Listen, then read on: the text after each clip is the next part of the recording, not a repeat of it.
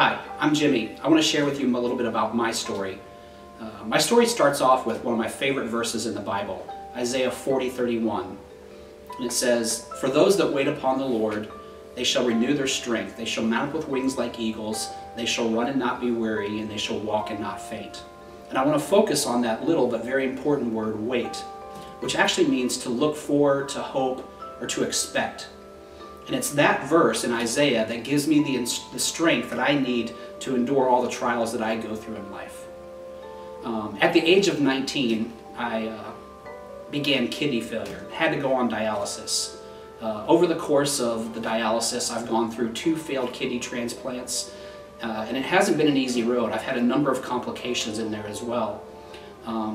If not for the grace of God, I probably wouldn't even be here. I've battled things like the normal weakness and fatigue that comes from having a major illness and being on dialysis for so many years.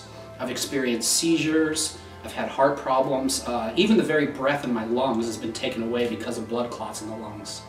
But my God is greater than all these things, and with Him there's nothing I can't handle because of a promise that comes from Isaiah chapter 41 verse 10.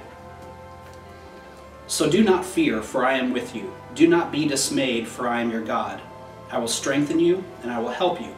I will uphold you with my righteous right hand." Now, the intention of this verse is to silence the fears, primarily of Israel, but it also applies to us today as children of God. Now, some people are even going to say that the trials that I've gone through, some I've won and some I haven't won. Well, that kind of depends on your definition of win. These trials, whether completed or that I'm still going through them, they're a part of who I am. And I'm a child of the risen Savior. God doesn't promise us that these things are going to be easy. He just promises that He's going to be with us. And it's that promise that gives me hope and encourages me to push through the uncomfortable situations in my life. God uses these trials to shape me into who He wants me to be.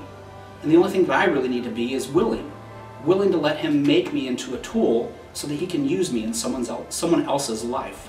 I want to share with you one more verse. It comes from Romans chapter 5, verses 3 and 4.